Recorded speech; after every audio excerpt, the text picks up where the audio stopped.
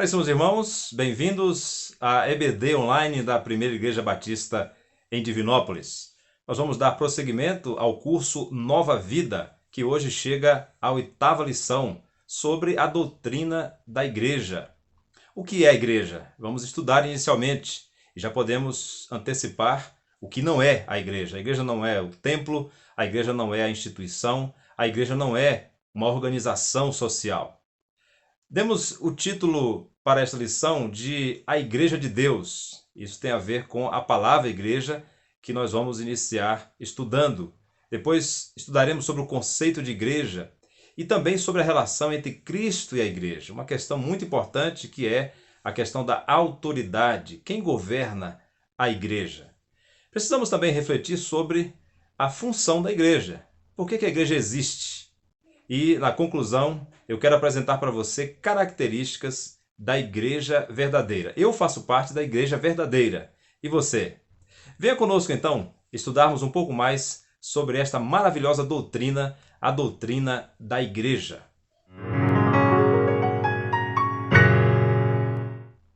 Vamos responder a esta pergunta, o que é a igreja, inicialmente pensando no significado desta palavra.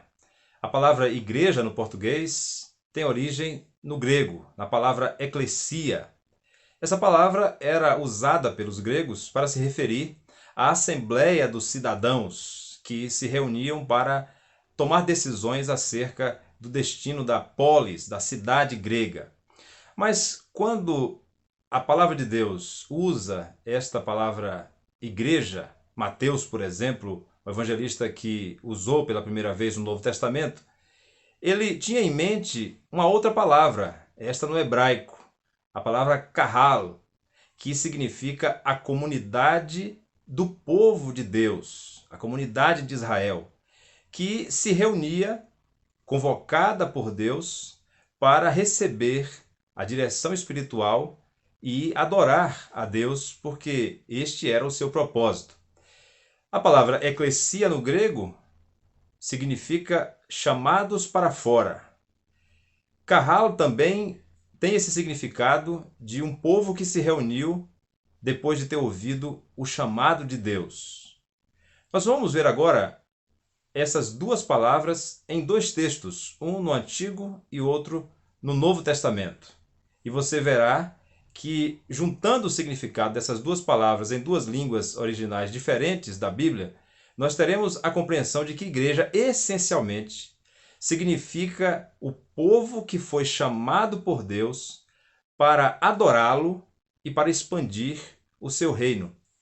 Este me parece o significado mais original do que significa igreja. Igreja como o povo de Deus que, convocado por Deus, se apresenta diante dele e se reúne para, segundo sua direção e capacitado pelo seu poder, expandir o seu governo no mundo, glorificando a ele. Eu quero exemplificar o uso da palavra igreja com dois textos, um no Antigo e outro no Novo Testamento. O texto do Antigo Testamento está em Salmos capítulo 107, versículo 32. Diz assim: exaltem-no também na assembleia do povo e o glorifiquem no conselho dos anciãos. A palavra assembleia aqui é kahal. Na tradução do Antigo Testamento para o grego, tradução chamada de 70 ou Septuaginta, foi usada a palavra eclesia do grego. É por isso que no Novo Testamento se usa eclesia, dando sentido à palavra kahal no hebraico. Veja que o apóstolo Paulo, em 1 Coríntios capítulo 1, versículo 2, diz: a igreja de Deus, eu gosto muito dessa expressão, a igreja de Deus, que está em Corinto, aos santificados em Cristo Jesus, chamados para ser santos, com todos os que em todo lugar invocam o nome do nosso Senhor Jesus Cristo, Senhor deles e nosso. Aqui a palavra é eclesia, mas o sentido é de uma comunidade do povo de Deus, semelhante à Assembleia de Israel diante de Deus no Antigo Testamento. Então, a ideia que esta palavra traz é a ideia de povo de Deus, chamado por Deus para adorá-lo e expandir o seu reino.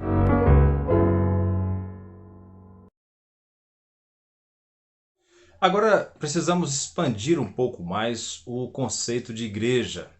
Nós vimos que na própria palavra igreja nós podemos extrair o conceito bíblico de povo de Deus, mas carecemos de definições. E eu quero apresentar para você uma definição do que é igreja. Igreja é uma comunhão local de pessoas regeneradas e biblicamente batizadas. Vou repetir: uma comunhão local de pessoas regeneradas e biblicamente batizadas.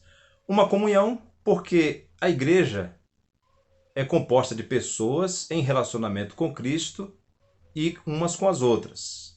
Não existe o indivíduo. O indivíduo é um conceito. Ninguém existe isolado do relacionamento com outras pessoas. Quando nós temos relacionamento verdadeiro com Cristo e nos relacionamos com pessoas que têm esse relacionamento com Cristo também, nós fazemos parte da igreja. Essa comunhão é uma comunhão local. O corpo de Cristo na face da terra é conhecido ou se torna visível numa igreja local. A palavra igreja aparece no Novo Testamento, na maior parte das vezes, no sentido local. As novas igrejas surgiam assim. As pessoas que eram evangelizadas e que conheciam a Cristo passavam a segui-lo, se uniam a outras pessoas que formavam a igreja e dali missionários para outras igrejas. A ideia de igreja local prevalece, muito embora o Novo Testamento também nos ensine que existe a igreja no sentido geral, mas essa igreja no sentido geral, que não é visível, porque não tem uma forma institucional, ela só se torna visível através da igreja local. Na igreja local é que nós podemos então receber o testemunho de pessoas que foram regeneradas. Para fazer parte da Igreja de Cristo, é necessário que a pessoa apresente a sua profissão de fé, dizendo que ela foi transformada pelo Espírito Santo e agora é uma nova criatura. Pessoas regeneradas é que fazem parte da verdadeira Igreja de Cristo. Nós não podemos admitir que somente aqueles que são adeptos, aqueles que se filiam à igreja enquanto instituição, ou por influência da família, ou por conta da mídia, enfim, essas pessoas podem até frequentar os cultos, mas fazem parte da igreja realmente somente pessoas que foram regeneradas, e o que nós temos é o testemunho dessas pessoas. Essas pessoas são batizadas biblicamente. É por isso que o batismo é importante para identificar quem são os membros da igreja. A igreja local tem membros. Esses membros são recebidos pelo batismo. No batismo, a pessoa dá a sua profissão de fé. A partir desse momento, então, ela é inserida no corpo local. Ela passa a fazer parte da igreja local. Por isso que nós afirmamos que a igreja é uma comunhão de pessoas com Cristo e umas com as outras em um determinado local. Essas pessoas são regeneradas, provam isso através de um testemunho pessoal e depois desse testemunho elas são batizadas e se tornam membros dessa igreja. A expressão visível da igreja no sentido geral é uma igreja local que tem essas características.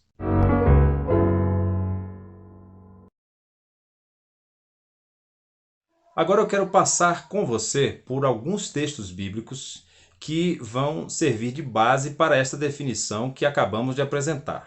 O primeiro deles está em 1 Coríntios, capítulo 12, versículo 12. 1 Coríntios 12, 12 diz assim: porque assim como o corpo é um e tem muitos membros, e todos os membros, sendo muitos, constituem um só corpo, assim também com respeito a Cristo. A ideia de corpo de Cristo. A igreja é a comunhão do corpo de Cristo, pessoas que estão ligadas a Cristo e por isso estão ligadas uma à outra. Isso é fundamental que você compreenda logo no início da sua vida cristã. O que me une a você é o fato de que eu estou unido a Cristo e você também. Nós somos membros do corpo de Cristo e por isso constituímos a igreja. Nós vamos ver ainda na primeira epístola de Paulo aos Coríntios, no final, capítulo 16, o versículo 19, colocar agora a dimensão da igreja local. Veja bem, as igrejas da Ásia vos saúdam. No Senhor muito vos saúdam Áquila e Priscila, e bem assim a igreja que está na casa deles. O mesmo conceito, na mesma epístola, você viu o conceito de igreja como corpo de Cristo, agora aplicado a uma comunhão local, inclusive numa casa. Não era num templo, era numa casa. O lugar não importa. No cristianismo bíblico não existe lugar sagrado. As pessoas é que são sagradas quando elas estão em comunhão com Cristo, que é o Santo, com o Espírito Santo que habita nelas. Então, o conceito de igreja é um conceito de comunhão local. Vamos ver então outros textos, como por exemplo Atos capítulo 9, versículo 31, que diz assim: a igreja, interessante, a igreja no sentido geral, na verdade tinha paz por toda a Judéia, Galiléia e Samaria, edificando-se e caminhando no temor do Senhor e no conforto do Espírito Santo, crescia em número. Você agora pode perceber que quando o Novo Testamento fala da igreja no sentido geral, aqui está falando de uma região, tem como pano de fundo as igrejas locais, que se reuniam inclusive em casas. Então não há contradição entre a ideia de igreja geral e igreja local. A questão que você precisa atentar é: a igreja local é que manifesta essa igreja geral que é invisível, que está espalhada na face da terra. Agora vamos avançar para outro texto bíblico. Apocalipse 22, 16. Final da sua Bíblia, Apocalipse 22, 16 diz assim: eu, Jesus, enviei o meu anjo para vos testificar estas coisas às igrejas. Eu sou a raiz e a geração de Davi, a brilhante estrela da manhã. O Senhor da igreja falando, enviando uma mensagem às igrejas. Mais uma comprovação da importância da igreja local. Vamos adiante com mais uma referência bíblica. Agora chegamos a Romanos, capítulo 6, versículo 4, um texto importantíssimo para aprendermos que quem faz parte dessa igreja, essa comunhão de pessoas, seja no sentido geral ou local, são pessoas regeneradas. Veja o que diz o texto bíblico: fomos, pois, sepultados com ele na morte pelo batismo, para que, como Cristo foi ressuscitado dentre os mortos, pela glória do Pai, assim também andemos nós em novidade de vida. Quem faz parte da igreja? Pessoas que foram transformadas, que morreram para o pecado e para o mundo e ressuscitaram juntamente com Cristo. Vamos adiante. Ainda não concluímos a sequência de textos bíblicos. Agora chegamos a Mateus, capítulo 28, versículo 19. Diz assim o texto: ide, portanto, fazei discípulos de todas as nações, batizando-os em nome do Pai, do Filho e do Espírito Santo, ensinando-os a guardar todas as coisas que vos tenho ordenado, e eis que estou convosco todos os dias até a consumação dos séculos. O apóstolo Paulo se referiu a batismo como participação na morte de Cristo, como uma experiência pessoal de transformação. É este o sentido que o batismo como ordenança de Cristo tem. Por isso que nós defendemos que o batismo deve ser por imersão, porque o mergulho representa o sepultamento e a imersão da água representa a ressurreição juntamente com Cristo. Vejam que essas pessoas que são regeneradas, elas devem ser biblicamente batizadas. Biblicamente no sentido da palavra batismo, como nós vamos ver numa lição especificamente sobre isso, mas biblicamente também no sentido de que somente pessoas que foram salvas devem ser batizadas. Somente pessoas que creram em Cristo como Senhor e Salvador e podem dar profissão de fé devem cumprir a ordenança deixada por Cristo que nós vemos aqui nesse texto. A igreja verdadeira é composta por pessoas que estão conscientes do seu pecado e que reconhecem a condenação que está sobre si e por isso confessam esses pecados e decidem seguir a Cristo. Creem para serem batizados. Nós não podemos aceitar que faz parte da igreja a pessoa que foi batizada na sua infância, sem consciência do seu próprio pecado.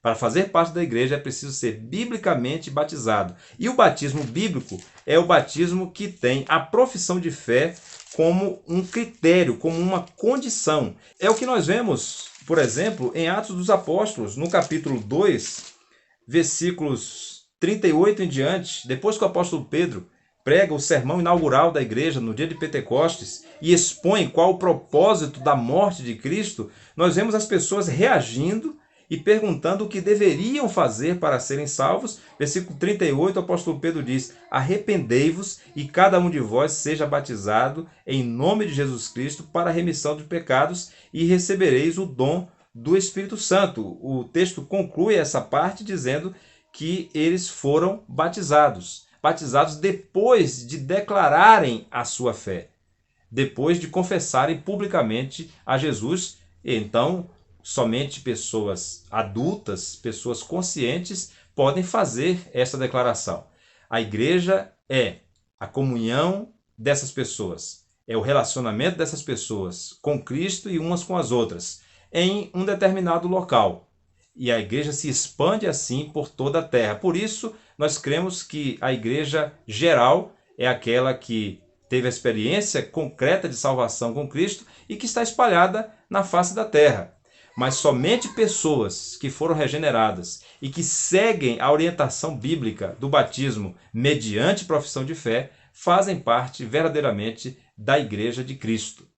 No caso da nossa igreja, nós procuramos aplicar isso que estamos estudando aqui na nossa forma de organização, de funcionamento. Nós não somos o templo que está na Rua Pernambuco, nós não somos o CNPJ de uma instituição, isso é uma exigência legal e nós cumprimos todos os deveres que nos são impostos. Nós não somos meramente um clube ou uma organização social, nós somos Igreja de Cristo.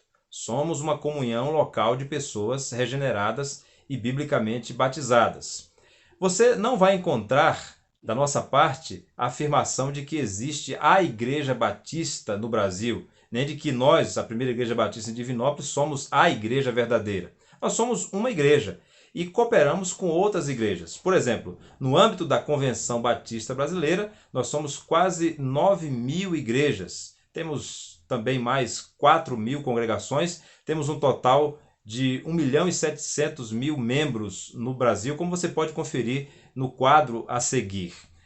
Essas igrejas são autônomas, elas são locais e elas são democráticas. Nós vamos ver no próximo tópico sobre o governo da igreja e por que nós defendemos que a igreja local ela deve tomar decisões orientadas pelo Espírito Santo e à luz da palavra de Deus sobre o seu governo. Eu quero chamar sua atenção então para a autoridade sobre a igreja, que é Cristo.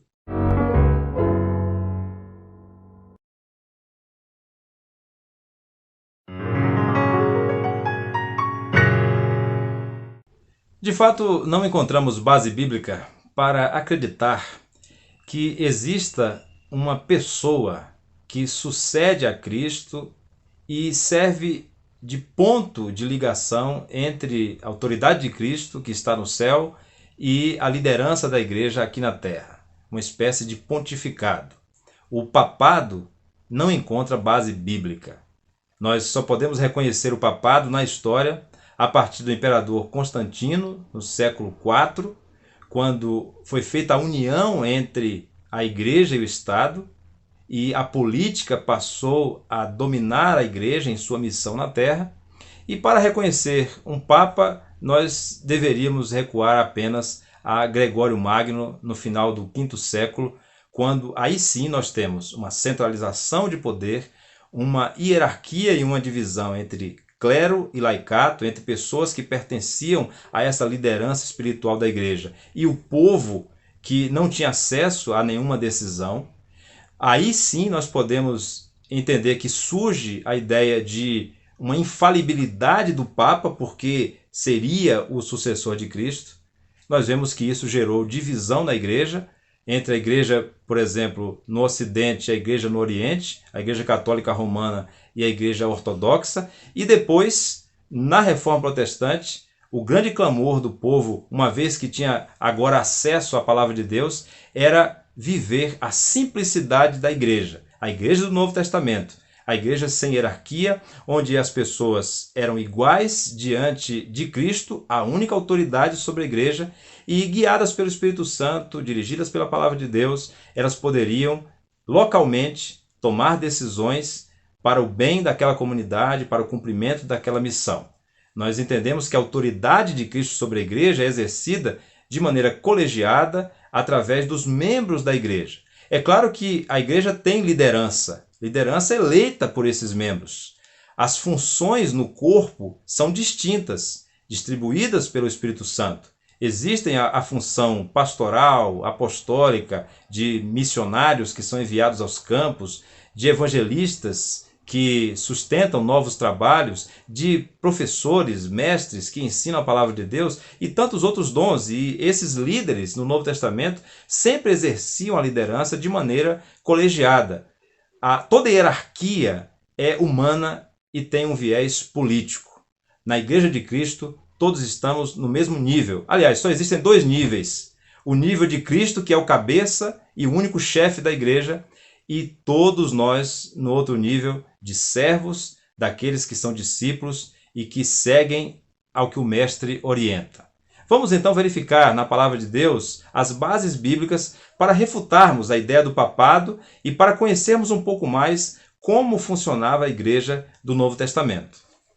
E nós vamos começar pelo principal texto para encontrarmos esta verdade. Mateus capítulo 16, nós vamos ler no versículo 18 o seguinte: Também eu te digo que tu és Pedro, e sobre esta pedra edificarei a minha igreja, e as portas do inferno não prevalecerão contra ela. Será que aqui Cristo está afirmando que Pedro é a pedra na qual seria edificada a igreja?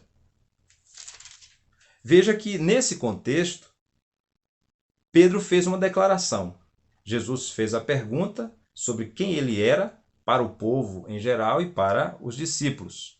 Pedro representou os discípulos dizendo o que está registrado no versículo 16. Tu és o Cristo, Filho do Deus vivo. Diante desta declaração, o Senhor Jesus disse: Bem-aventurado és tu, Simão Barjonas, porque não foi carne e sangue que te revelaram, mas meu Pai que está nos céus. A ênfase que Jesus está dando agora é essa revelação, que veio do Pai, que não veio da carne. Aqui, inclusive, há um outro aspecto que nós precisamos lembrar. Pedro está diante de Jesus. Jesus está falando pessoalmente com Pedro. Então, ele diz, tu és Pedro. E sobre esta pedra, quando ele usa esse pronome demonstrativo, ele está apontando para a pedra. Ele não precisaria dizer isso se estivesse se referindo a Pedro. Então, nesse texto, nós não aceitamos que ele sirva de base para afirmar que Pedro é a pedra. E veremos à frente o pensamento do próprio apóstolo Pedro sobre isso. Mas antes, eu quero convidar você a avançarmos aqui em Colossenses, capítulo 1. Colossenses, capítulo 1, versículo 18. Ele é a cabeça do corpo, da igreja. Ele é o princípio, o primogênito dentre os mortos, para em todas as coisas ter a primazia. Quem é o cabeça da igreja? Cristo. E ele não delegou essa função. Ele não abdicou dessa posição, ele não transferiu esta responsabilidade, a sua autoridade, para ninguém. Ele continua sendo o Senhor da igreja. Vamos avançar agora para outros textos.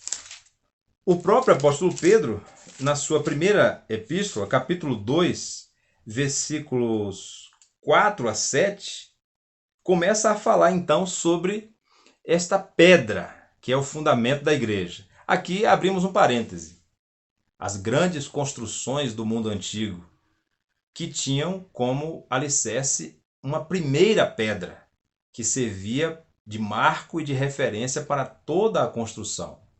É esse o contexto da ideia de fundamento, de pedra. Versículo 4, primeira epístola de Pedro, capítulo 2, versículo 4 em diante, diz assim: chegando-vos para ele a pedra que vive, rejeitada assim pelos homens, mas para com Deus eleita e preciosa. também vós mesmos, como pedras que vivem, sois edificados casa espiritual para ser de sacerdócio santo, a fim de oferecer de sacrifícios espirituais aceitáveis a Deus por intermédio de Jesus Cristo. Pois assim está na Escritura: eis que põe em Sião uma pedra angular, eleita e preciosa, e quem nela crer não será de modo algum envergonhado. Para vós outros, porém, os que credes, é preciosidade, mas para os descrentes, a pedra que os construtores rejeitaram, essa veio a ser a principal pedra angular, e pedra de tropeço e rocha de ofensa. Vejam que quando o apóstolo Pedro, o próprio Pedro, explica sobre o significado da pedra que é o fundamento da igreja, ele apresenta no contexto de crer ou não crer, de crença ou descrença. Então a pedra, para Pedro, é algo que serve de objeto da fé. É algo em que eu devo crer ou não, me envergonhar ou não. E se eu creio, então eu tenho vida, porque essa pedra é viva. Eu recebo então essa pedra como preciosa.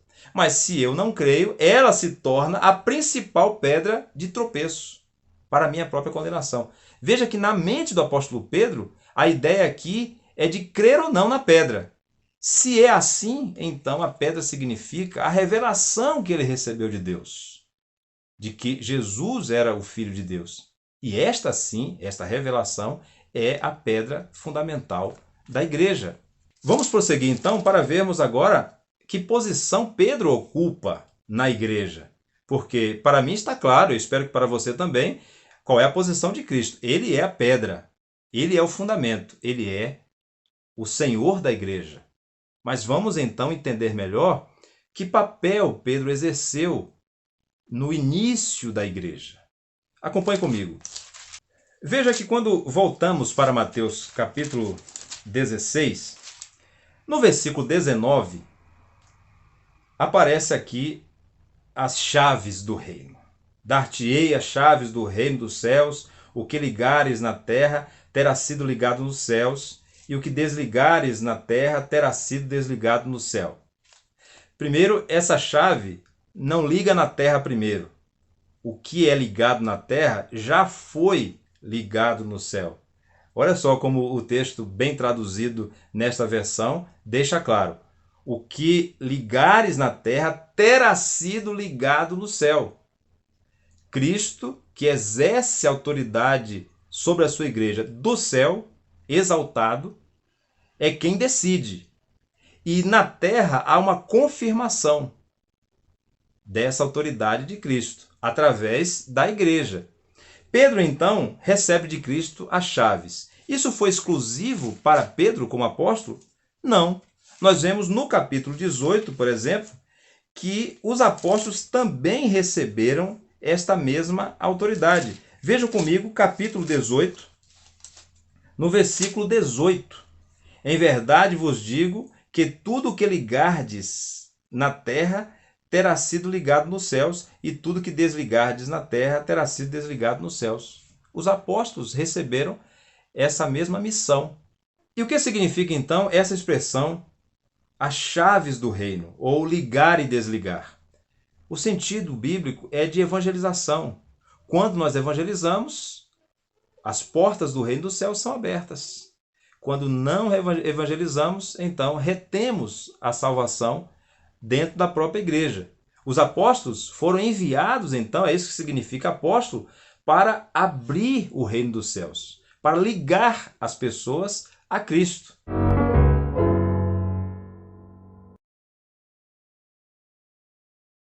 Nós entendemos que não existia uma liderança central, hierárquica, na igreja do Novo Testamento. A exemplo da igreja de Jerusalém, no capítulo 6 de Atos dos Apóstolos, nós podemos ver isso. Houve a necessidade de uma decisão, porque aconteceu um conflito entre as viúvas dos helenistas e as viúvas dos hebreus. Uma questão aqui que envolvia a comunicação, a origem étnica, porque eram judeus da Palestina, judeus da dispersão, e chegou essa questão diante dos apóstolos. O versículo 2 diz o seguinte: os 12 convocaram a comunidade dos discípulos. Olha que interessante. A assembleia sendo convocada para decidir. A comunidade dos discípulos. Os apóstolos apresentaram parecer. Que parecer foi esse? Que a assembleia elegesse homens qualificados para conduzirem esse processo de serviço social, e os apóstolos se dedicariam exclusivamente à oração e à pregação da palavra. Aqui, o versículo 5 diz que todos participaram da decisão. O parecer agradou a toda a comunidade. A igreja participou da decisão. Não existiu aqui uma hierarquia de poder. Funções específicas. Os apóstolos, os diáconos que foram consagrados nesse dia. A questão é função, não poder, não importância, porque todos puderam participar desta decisão.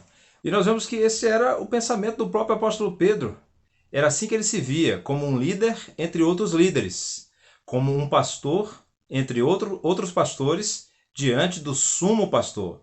Veja comigo na primeira epístola de Pedro, capítulo 5, versículo 1.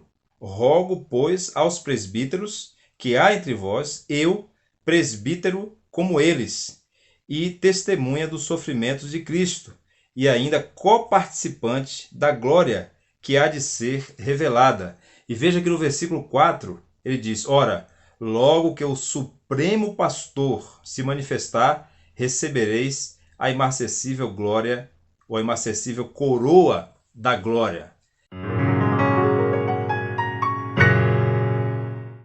Precisamos refletir um pouco agora sobre a função da igreja. Por que a igreja existe? E nós podemos afirmar, primeiramente, que a igreja existe para adorar a Deus. Nós vimos isso no início, quando apresentamos o sentido da palavra igreja. E a adoração está intimamente ligada com a missão da igreja. Ela foi constituída pelo chamado de Deus para se reunir e adorá-lo, mas também para expandir o seu reino. Por isso que não podemos separar adoração e missões. Por que nós saímos pelo mundo afora e espalhamos a semente do evangelho em todas as nações para todas as pessoas? Porque nós cremos que existe um único Deus vivo e verdadeiro, digno de ser adorado. E as pessoas precisam saber que esse Deus as ama e enviou seu único filho para a salvar. É por isso que nós temos uma relação direta entre adoração e missão da igreja. Mas como vimos também, a igreja é comunhão, e uma das funções da igreja é que essas pessoas salvas, elas vivam em comunhão, tenham uma vida em comum. Uma vez que elas compartilham a vida, elas aprendem então a servirem umas às outras e são por isso capacitadas pelo Espírito Santo com dons, com poder espiritual para desenvolverem esse serviço e para que as pessoas na igreja e fora dela sejam assistidas com o amor de Deus através do serviço. Mas precisamos lembrar também que a igreja existe fundamentalmente para ensinar a verdade sobre Cristo.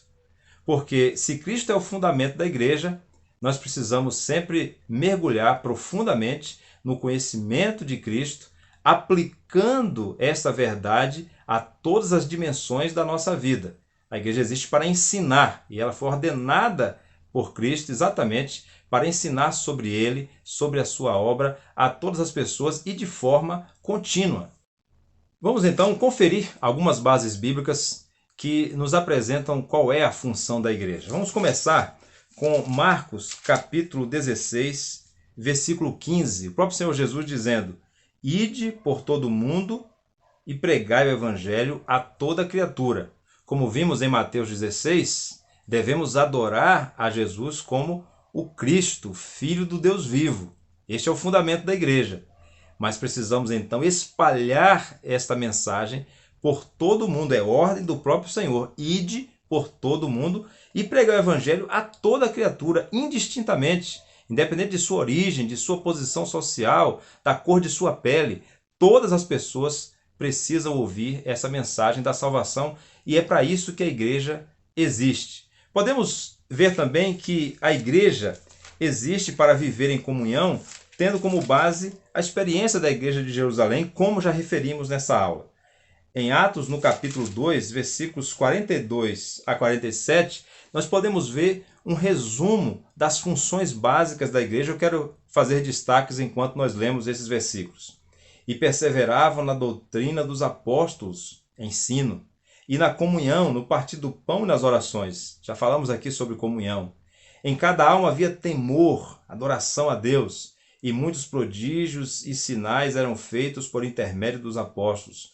Todos os que creram estavam juntos e tinham tudo em comum. Você vê novamente a ênfase em comunhão. Vendiam suas propriedades e bens, distribuindo o produto entre todos à medida que alguém tinha necessidade. O serviço é uma função da igreja. Diariamente perseveravam unânimes no templo, partindo o pão de casa em casa e tomavam as suas refeições com alegria e singeleza de coração, louvando a Deus e contando com a simpatia de todo o povo, adoração a Deus e, como reflexo, como consequência, a evangelização. Enquanto isso, acrescentava-lhes o Senhor dia a dia os que iam sendo salvos. Você percebeu que este é um assunto empolgante, mas nós não temos condição de abarcar toda a sua profundidade. De fato, ele é exaustivo.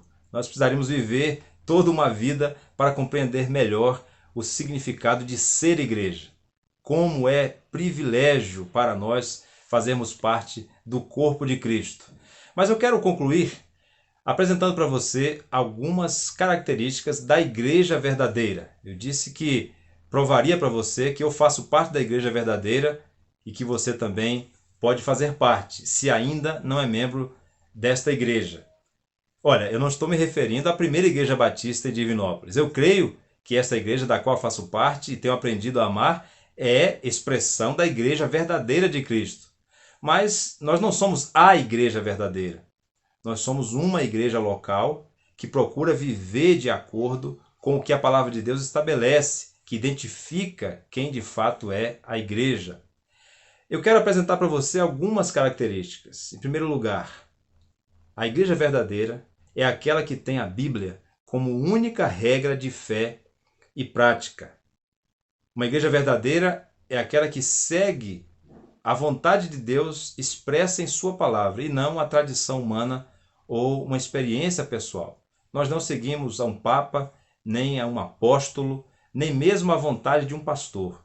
Nós seguimos o que a palavra de Deus diz.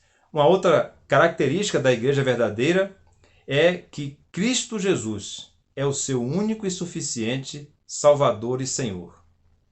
Uma igreja que tem co-salvadores, ou outras pessoas ou seres que participam da obra de Cristo, estão diminuindo a Cristo, estão tirando Cristo da sua posição de autoridade suprema sobre a igreja.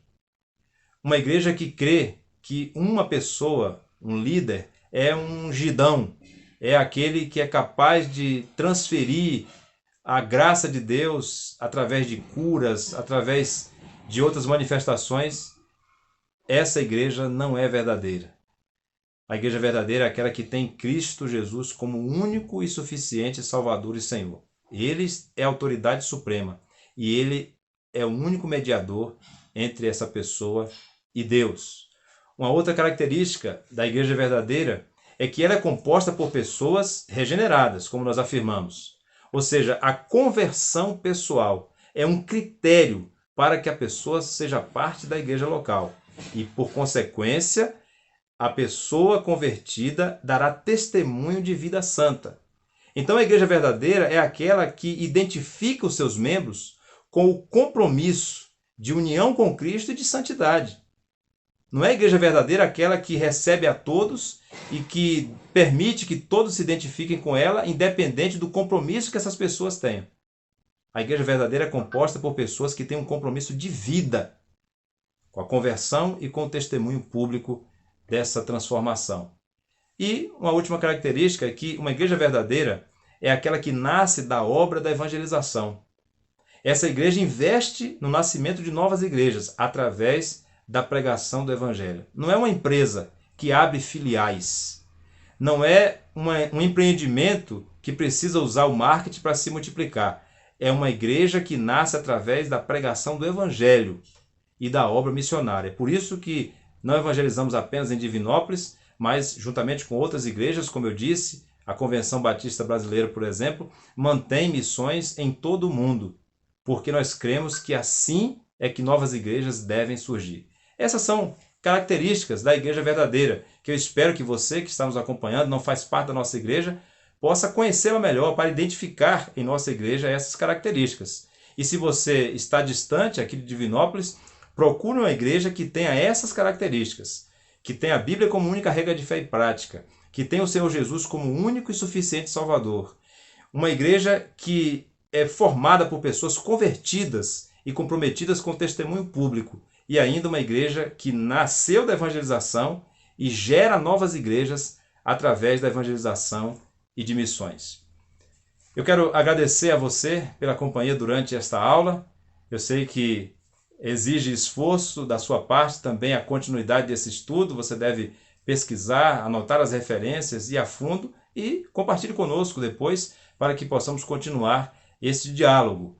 Eu quero agradecer também à igreja que tem assiduamente participado conosco da EBD Online e estamos aqui para servi-los em nome do nosso Senhor Jesus Cristo. Que Deus abençoe a sua vida.